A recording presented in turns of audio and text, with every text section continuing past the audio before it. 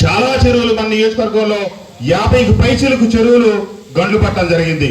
ఒక్క నాగులూరులోనే 6 చెరువులు దిగిపోయినాయి. రంగాపురంలో కావచ్చు, ప్రతి మన రెడ్డిగూడెం చుట్టుపక్కల ఉన్న ప్రతి చెరువు దిగిపోయింది అధిక వర్షాల మూలంగా. వాటన్నిటికీ గండ్లు పూడిపించడం. అట్లాగే గత ప్రభుత్వం నేను మీటర్ నొక్కా కాబట్టి నా బాధ్యత అయిపోయింది. ఆ ప్రభుత్వంలో మాకు 2-3 విషయాలే తెలుసు.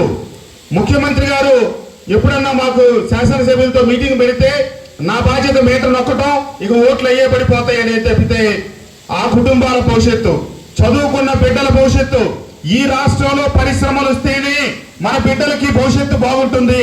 కేవలం ఈ తాయిలాలు సంక్షేమ పథకాల మీదే కాదు ఆధారపడటం అనేది కాకుండా సంపదను సృష్టించటం, సంపదని పేదలకు పంచడం అనే చంద్రబాబు నాయుడు గారి విధానానికే ప్రజలు ఈరోజు ఓటేయడం జరిగింది. ఖచ్చితంగా జరుగుతుంది. ఆ రోజు ముఖ్యమంత్రి గారిని పొగడాలి, ప్రతిపక్ష నాయకులను తిట్టాలి. నేను ఆ 2 పనులు చేయలా కాబట్టి రాజకీయంగా నాకు ఏ రకమైనటువంటి అందలాలు దక్కల. నేను ఒక్కరోజు కూడా పవన్ కళ్యాణ్ గారి పేరు తెలిసి 5 సంవత్సరాల కాలంలో నేను తిట్లా.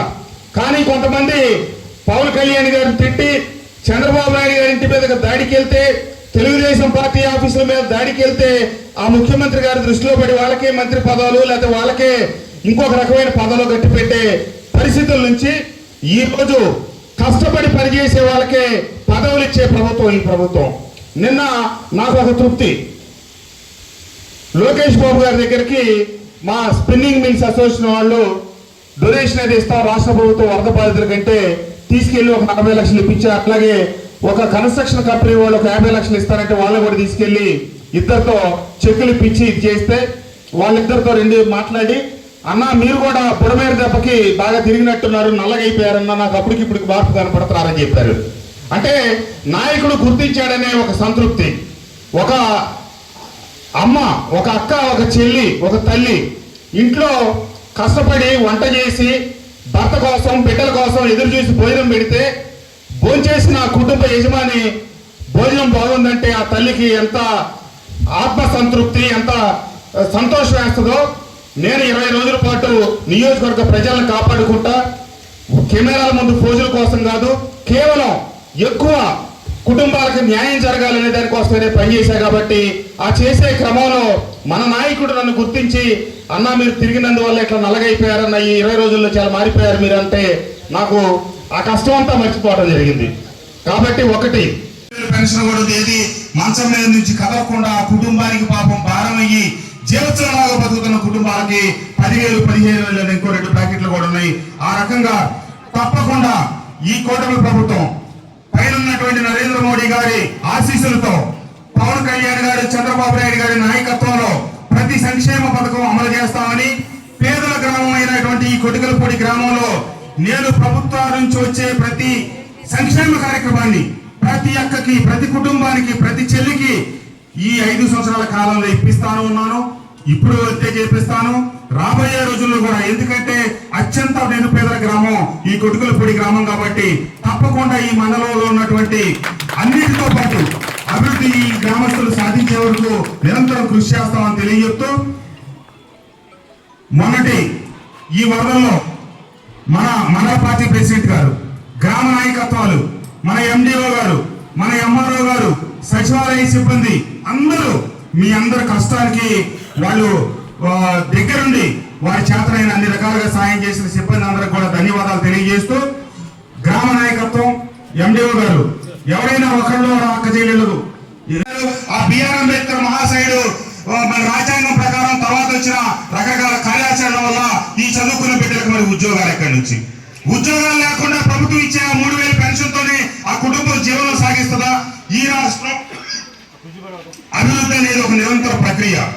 ఇటు సంక్షేమం చేయాలి, అటు అభివృద్ధి కావాలి. గత ముఖ్యమంత్రి గారు దురదృష్టవశాత్తు అది విస్మరించారు. వారి తండ్రి రాజశేఖర రెడ్డి గారు ముఖ్యమంత్రి ఉన్నప్పుడు కూడా ఖచ్చితంగా చాలా సంక్షేమం చేశారు, చాలా అభివృద్ధిని 2 సమ్మిళితంగా ముందుకు తీసుకెళ్లారు. చంద్రబాబు నాయుడు గారు 2014 నుంచి 2019 దాకా ముఖ్యమంత్రిగా ఉన్నప్పుడు పరిశ్రమల స్థాపనలో ఆంధ్రప్రదేశ్ భారతదేశంలో ఉన్న 30 రాష్ట్రాల్లో తొలి 3 స్థానాల్లో నిలబడ్డది. జగన్మోహన్ రెడ్డి గారు అధికారంలోకి వచ్చిన 2019 నుంచి 24 దాకా పరిశ్రమల స్థాపనలో భారతదేశంలో ఆంధ్రప్రదేశ్ చివరి పరిశ్రమలు మీరు తీసుకురానప్పుడు వాళ్ళని ఆదరించినప్పుడు మరి మన బిడ్డల భవిష్యత్తు ఏంటి? ఇక్కడ ఊళ్ళోనే పడి వ్యవసాయం చేసుకోవాలి, లేదా హైదరాబాద్ పోయి ఉద్యోగం చేసుకోవాలి తప్పితే మన ఆంధ్ర రాష్ట్రంలో ఉద్యోగం చేసుకునే పరిస్థితి లేదు. కాబట్టి ఈ ఆంధ్ర రాష్ట్ర ప్రజలందరూ ఎదురు తిరిగి 151 స్థానాలు ఇచ్చిన స్థానే మధ్యలో ఉన్న 5 ఎగరగొట్టి 11 స్థానాలకు పరిమితం చేశారంటే అభివృద్ధి, సంక్షేమం, అభివృద్ధి అనేది ఒక దీర్ఘకాలిక నిరంతర ప్రణాళిక. దాన్ని ఒకరోజు మొదలెట్టి ఒకరోజు ఆపడం సాధ్యపడదు. అభివృద్ధి కొనసాగిస్తానే సంక్షేమం చేయాలి. మన సరకు రోడ్డు ఉంది, ఒకసారి వేసుకొని పెడితే పూర్తవుతా? మన ఊరు రోడ్డు బాగానే ఉండొచ్చు, కానీ మన పక్కనే ఉన్న దాములూరుకి వెళ్ళాలంటే రోడ్డు బాగలేదు. 5 సంవత్సరాల కాలంలో 5 కిలోమీటర్ల రోడ్లు కూడా నిర్మించలేని పరిస్థితి, అభివృద్ధి చేయలేని పరిస్థితి. కాబట్టి ఈ రోజు ఈ ప్రభుత్వంలో 7,000 రూపాయల అధికారంలోకి రాగానే జూలైలో పెన్షన్ ఇస్తాం. ఏప్రిల్, మే, జూన్ ఏవైతే 3,000 ఇచ్చారో అది కూడా మీరు 4,000 అనుకోండి. మా ప్రభుత్వం అధికారంలోకి వచ్చి ఆ 3,000 కూడా కలిపి తొలి పెన్షన్ తో కలిపిస్తామంటే 7,000 రూపాయల పెన్షన్ ఇచ్చాం. అలాగే రేపు దీపావళి నుంచి కుటుంబానికి ఇస్తామన్న ఉచిత సిలిండర్లు ఇస్తాం. ఒక్కొక్క పథకాన్ని పట్టాలకి ఇచ్చే క్రమంలో 100 రోజుల పరిపాలనలో చివరి 20 రోజులు ఈ వరదలు, వర్షాలతోనే ముఖ్యమంత్రి గారు తీరిక లేకుండా గడపాల్సి.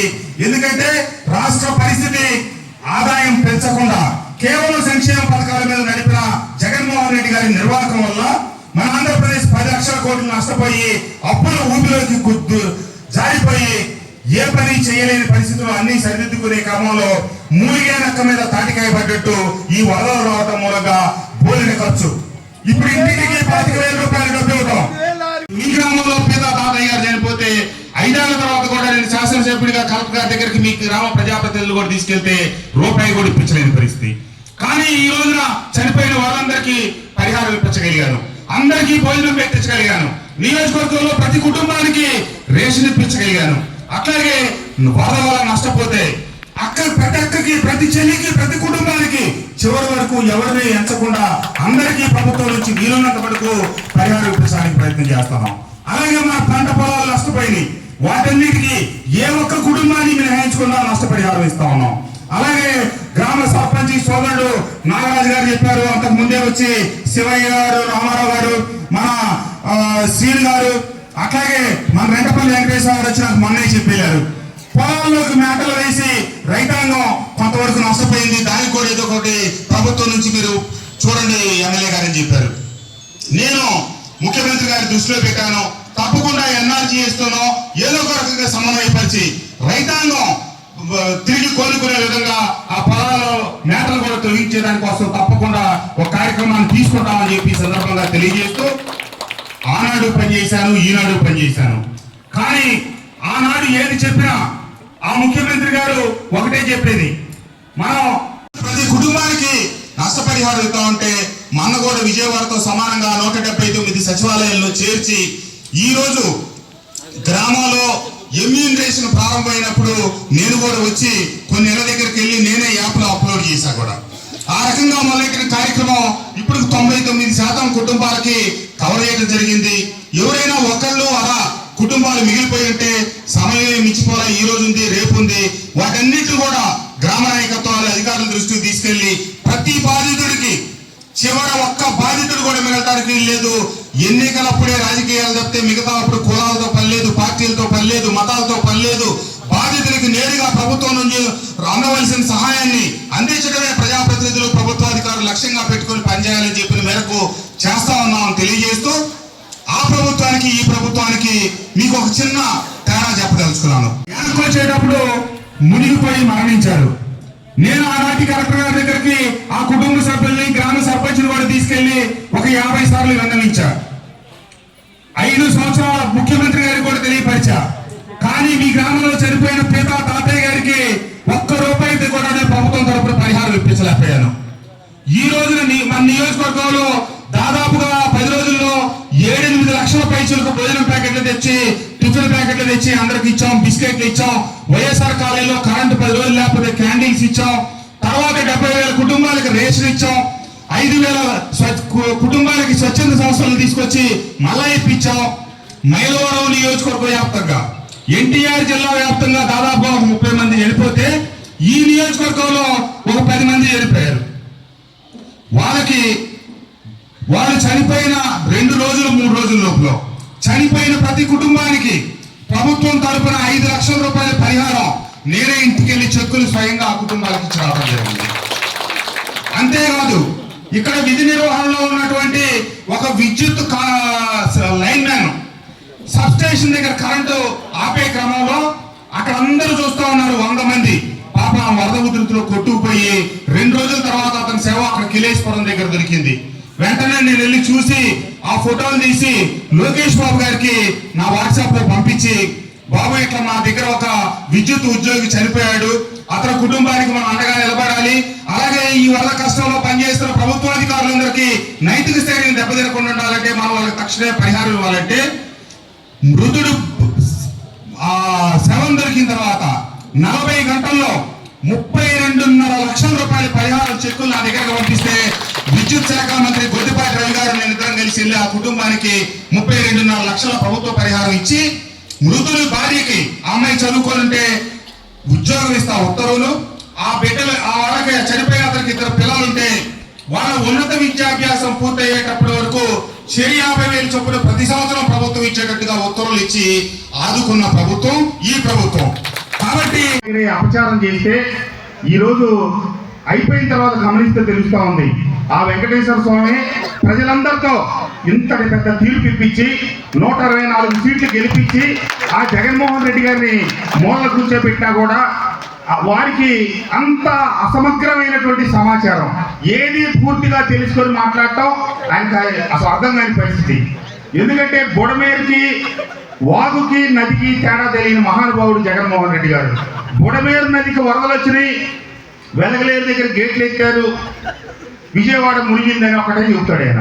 కానీ ఆ గేట్లు ఎత్తకపోయి ఉంటే మన గ్రామాలు కింద ఉన్న ఈ మొత్తం అసలు గేట్లు ఎత్తకపోతేనే ఎత్తిన తర్వాత కూడా పైనుంచి 4.5 అడుగులు ఎత్తు నీరు ప్రవహిస్తూ ఉంది. అంతటి ఉధృతమైన వరద. ఈ గేట్లు ఎత్తితేనే కింద 3 గంటలు పడి పొలాలన్నీ సర్వనాశనం అయింది. గేట్లు ఎత్తుండకపోతే ఈలప్రోలు, రాయపాడు, పైడూరుపాడు, కొత్తూరు, తాడేపల్లి గ్రామాల్లో కనీసం మరి 100 మంది చనిపోయేవాళ్ళు, 150 మంది చనిపోయేవారు ఆయనకు తెలియని పరిస్థితి.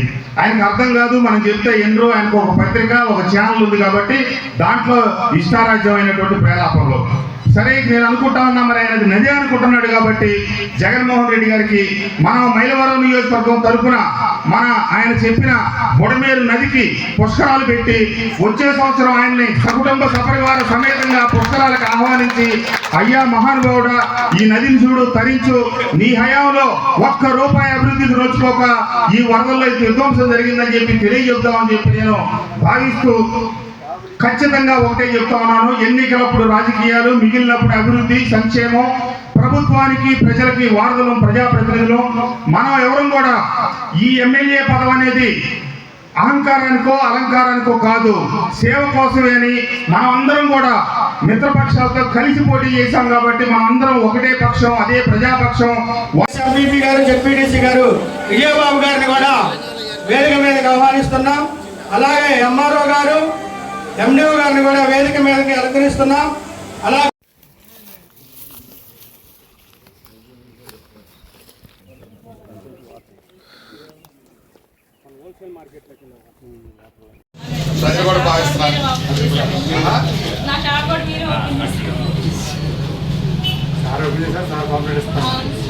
బాబు గారు ఏం చేశారనేది ఇందులో ఇచ్చి ఈ పాంప్లెట్ ఇచ్చి పంపారు. రాబోయే రోజుల్లో రేపు దీపావళికి కూడా 3 గ్యాస్ బండ్లు కూడా ఉచితంగా ఇస్తున్నారు. ఆ పథకం కూడా అమల్లోకి తెస్తున్నారు. ఓకేనా? ఈ 100 రోజులే కాదు, ఇక రాబోయే రోజుల్లో కూడా ఇంక మంచి పనులు చేస్తున్నారు. ఇది చెప్పి పంపివ్వండి. ఇది మంచి ప్రభుత్వం. ఓకేనా? అది చూద్దాం.